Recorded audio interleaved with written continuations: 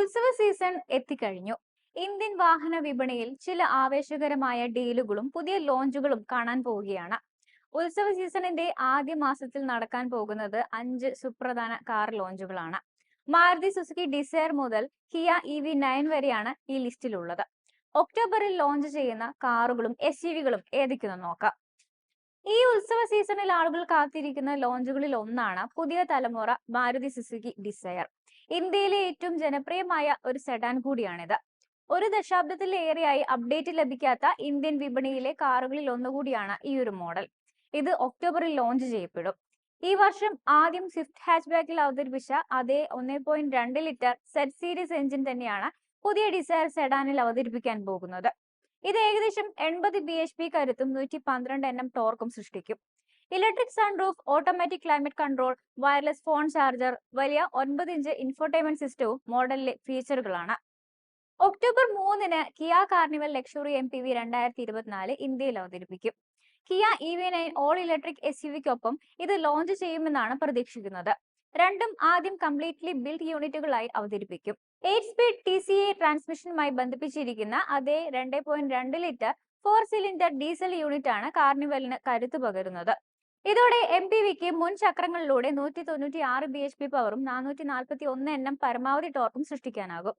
7 seater ആണ് Kia Carnival luxury MPV. 4 spoke steering wheel ഡിസൈനും dual electric സൺറൂഫും ഇതിലുണ്ട്. Wireless charger, 3 zone climate control, heads-up display, 12 speaker, boss sound system എന്നിവയാണ് മറ്റ് ഫീച്ചറുകൾ. Japanese auto ഭീമന്റെ ഇന്ത്യയിലെ പ്രധാന വരുമാന സ്രോതസ്സാണ് നിസാൻ മാഗ്നറ്റ്. ഈ സബ് കോമ്പാക്ട് SUV ഒരു ഫേസ് ലിഫ്റ്റും ഫീച്ചർ അപ്ഡേറ്റുകളും ഉപയോഗിച്ച് പുതുക്കിയാണ് എത്തുന്നത്. ഇത് ഒക്ടോബർ 4-ന് ലോഞ്ച് ചെയ്യുമെന്നാണ് പ്രതീക്ഷിക്കുന്നത്. തുടർന്ന് ആഗോളതലത്തിൽ 40 രാജ്യങ്ങളിലേക്ക് കയറ്റുമതി ചെയ്യും. നാച്ചുറലി ആസ്പിറേറ്റഡ് ടർബോ ചാർജ് കോൺഫിഗറേഷനുകളിൽ ലഭ്യമായ അതേ 1 ലിറ്റർ 3 സിലിണ്ടർ യൂണിറ്റുകളുമായാണ് മോഡൽ വരാൻ പോകുന്നത്.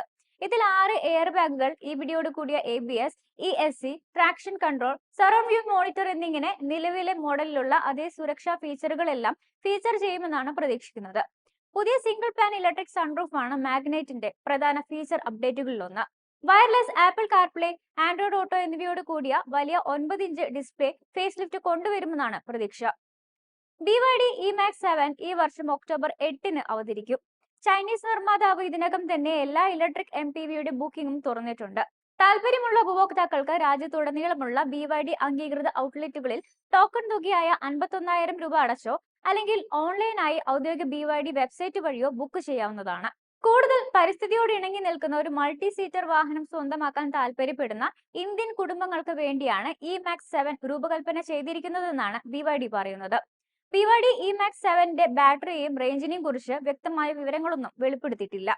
വാഹനത്തിന്റെ ഇലക്ട്രിക് മോട്ടോർ 204 bhpയും 310 Nm ടോർക്കും സൃഷ്ടിക്കുമെന്നാണ് പ്രതീക്ഷിക്കുന്നത്.